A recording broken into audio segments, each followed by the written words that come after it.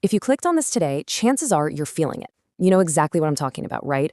That heavy, lingering, deeply frustrating sense that you are just not where you want to be in life.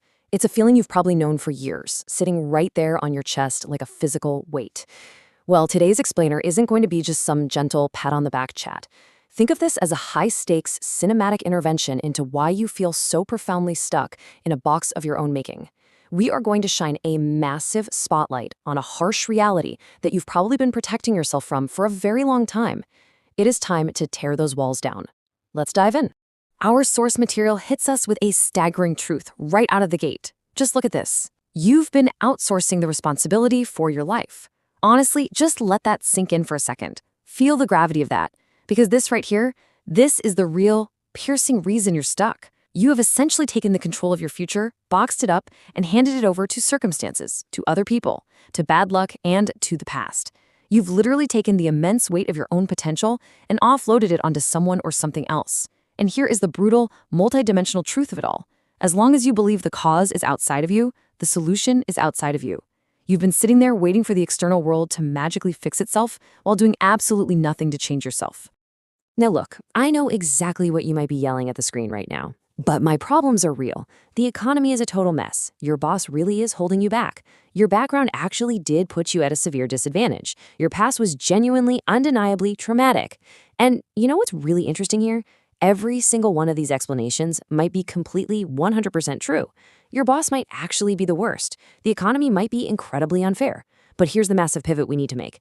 These explanations, they act as a gigantic psychological trap. They feel so good because they protect your self-image. They're like these heavy, warm blankets that give you a perfectly logical reason to keep walking the exact same stagnant path, whispering in your ear that you aren't the problem, the world is. Which brings us to this ultimate contrast: truth versus usefulness. These are two totally different things, and confusing them is exactly where that trap snaps shut on you. See, the trap most people fall into is taking the truth of an external factor, like, say, a really rough background, and using it as a massive concrete wall. They walk up to the wall, declare, yep, this is true, and use it as their ultimate justification for why they can't take another step. But the people who actually build incredible dynamic 3D lives, they treat that exact same truth as a launch pad. They look at that very same wall and say, okay, given that my background didn't prepare me for this, what am I going to learn today to climb over it? The truth doesn't magically disappear, but it completely stops being an excuse to give up and instead becomes the very terrain you just have to navigate. Let's slow the pacing down for just a second here, because I really want you to feel the heavy toll this takes. Look at year one. You're just explaining a tough situation. It feels innocent, right? Like you're just harmlessly venting to a friend. But flash forward to year 5, those innocent little explanations have quietly calcified into deep-seated habits. You are walking around wearing them like a heavy suit of armor. And by year 15, you are still explaining, and your life has stood completely, agonizingly still. It's just this slow, invisible bleeding of your most precious years into a story that literally produces nothing. Every single year you keep running this explanation program is another year subtracted from the time you have to actually build the vibrant 3D reality you desperately want. So the absolutely crucial question here is, why do we get trapped in this endless, suffocating cycle? Well, it all comes down to the number one. The human mind is amazing, but it has a limited capacity.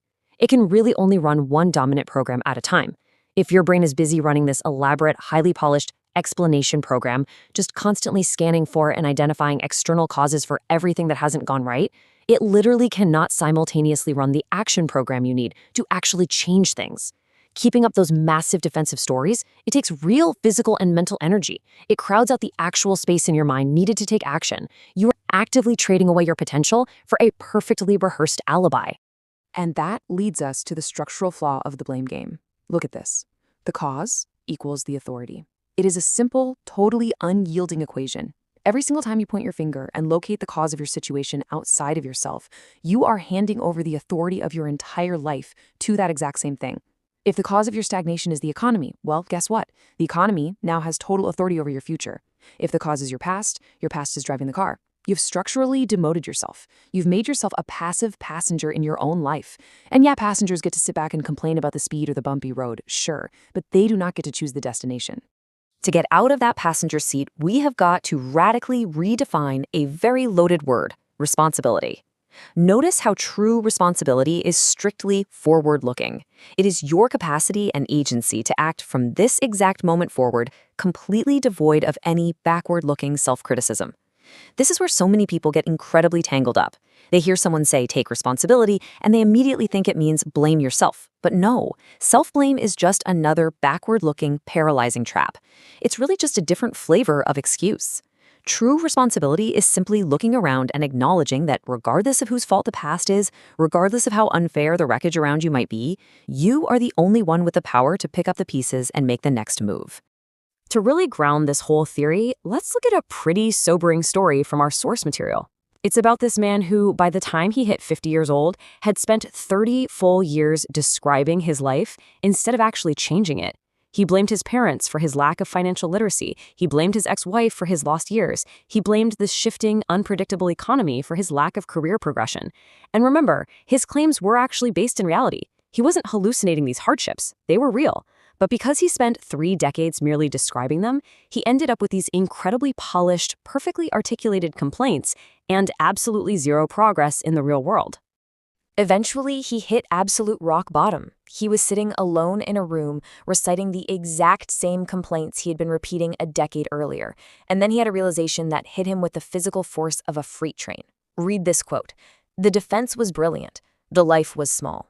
Let the immense gravity of that hit you for a second. Imagine spending your entire time on Earth building an airtight, brilliant, totally impregnable defense mechanism, only to realize that in doing so, your actual life shrank to the exact size of your excuses. You built a magnificent fortress, but you completely forgot to build a life inside it. But here is the turning point. The very next morning, that man woke up and made a choice. He didn't have some magical, clouds-parting breakthrough where everything was suddenly easy. He simply decided to drop the massive, suffocating weight of his 30 years of explanations. He literally took the armor off. When his mind automatically reached for that familiar, comforting excuse, he just didn't follow it. Instead, he sat with the extreme, naked discomfort of having no story to protect him, and he asked himself this one powerful, strictly forward-looking question: given where I am right now, what is my move? And the results of asking that single question, they are absolutely staggering. Look at this. At age 50, he was completely stuck, constantly explaining away his circumstances, with his life chained in a total standstill. Just 5 years later, 5 years of focused action, at age 55, his life was completely unrecognizable. He had burst entirely out of that 2D box. He built a new career, generated an entirely different income, and literally forged a brand new identity from the ground up. And here is the profound kicker, the thing you have to understand. His past didn't change one single bit. The economy remained exactly as messy as before. What completely transformed his reality was 5 years of taking action without the suffocating comfort of his protective stories.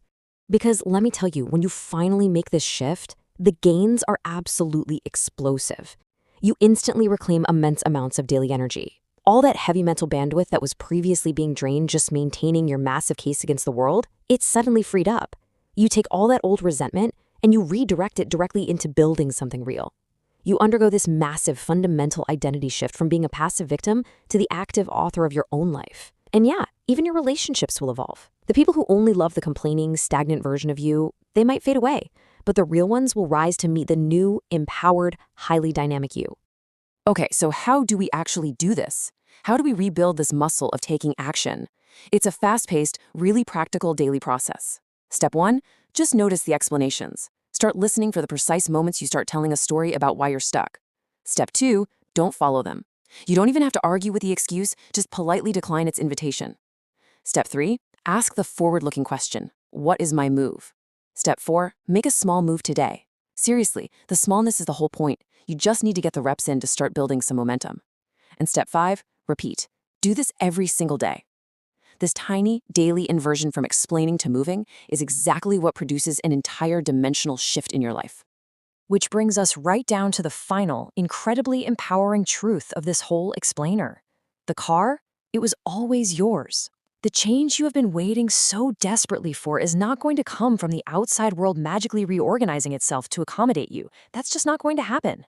The change must come from you, by dropping those comfortable, heavy explanations and firmly grabbing the steering wheel yourself.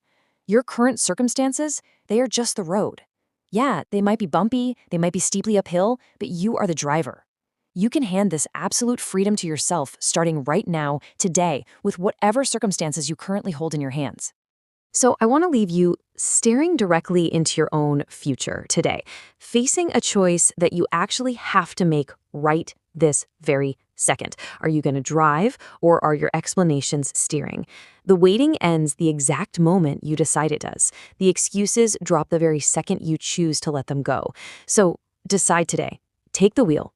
Drive. Because the rest of your incredible, fully realized 3D life is just waiting on the other side of that one single decision.